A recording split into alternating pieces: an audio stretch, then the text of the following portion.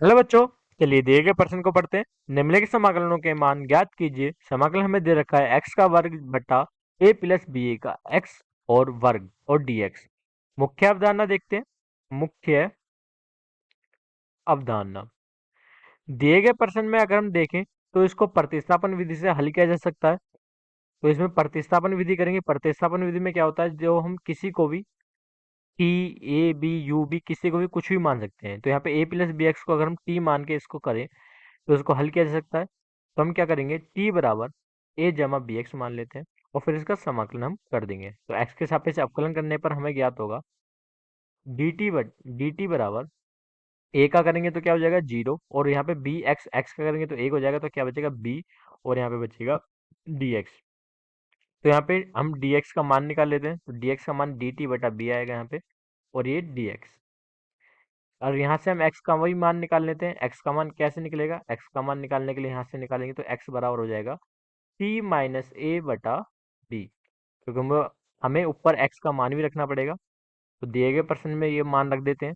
तो हमें ज्ञात होगा x का वर्ग की जगह क्या आ गया, t माइनस ए का वर्ग, और नीचे क्या है बटा b का भी वर्ग हो जाएगा। और a प्लस बी एक्स को हमने क्या माना है, t माना है, तो नीचे क्या हो जाएगा t का वर्ग। और यहाँ पे dx का मान रखेंगे तो dt बटा b होगा, तो dt बटा b, इसको सही से रखना पड़ता है। और नीचे क्या है, देखो नीचे बचा b की घात 3 हो जाएगा, गुणा करेंगे तो एक एक एक बटा b की घात 3 को हमने शुरुआत में लिख लेते हैं। और t माइनस ए का वर्ग है, तो इसको हम यहाँ पे a माइनस बी का वर्ग का सूत्र लगा देते हैं, जो होता है a माइनस बी का वर्ग, a का वर्ग माइनस 2ab और जमा b का वर्ग। तो ये सूत्र इसमें लगा देंगे तो ये हो जाएगा t का वर्ग घटा 2at जमा a का वर्ग, और नीचे हमारे पास बचेगा t का वर्ग। अब हम इस सबको अलग अलग कर सकते हैं। तो हमारे पास हो जाएगा एक बटा बी की घात 3, और यहाँ पे समाकलन टी का वर्ग बटा टी का वर्ग, और यहाँ पे डी टी, और यहाँ बचेगा माइनस का 2at बटा टी का वर्ग और डी टी। यहाँ बचेगा समाकलन ए का वर्ग बटा टी का वर्ग और डी टी। अब इसको हम यहाँ पे देखो टी के वर्ग से टी का वर्ग कट जाएगा, और यहाँ टी से टी का वर्ग कट जाएगा। तो हमारे पास क्या बचेगा, हमारे पास वो बचेगा एक बटा बी की घात 3, और यहाँ पे समाकलन एक डी टी माइनस 2a बटा टी, और यहाँ पे डी टी जमा ए का वर्ग बटा टी का वर्ग, और यहाँ पे डी टी। अब हम इसका समाकलन कर सकते हैं।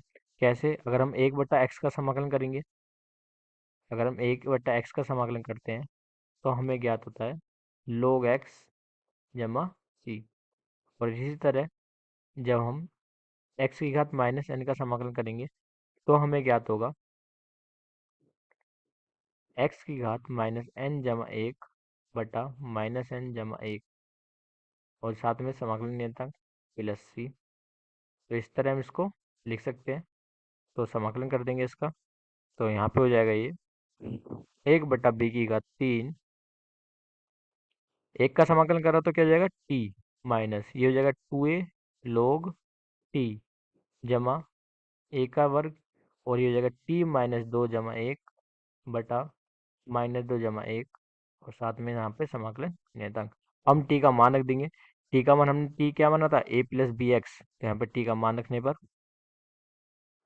ये आ जाएगा हमारे पास एक बटा बी की घात 3, टी का मान रख दा ए जमा B X minus 2a log A जमा बी एक्स, और यहाँ पे बचेगा माइनस का ए का वर्ग, क्योंकि माइनस दो प्लस एक क्या हो जाएगा माइनस का एक, तो हमने माइनस को शुरुआत में ले लिया।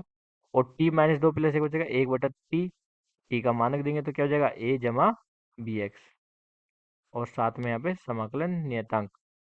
तो दिया गया प्रश्न हल हो चुका है। आशा करते हैं आपको यह प्रश्न समझ में आया होगा। धन्यवाद।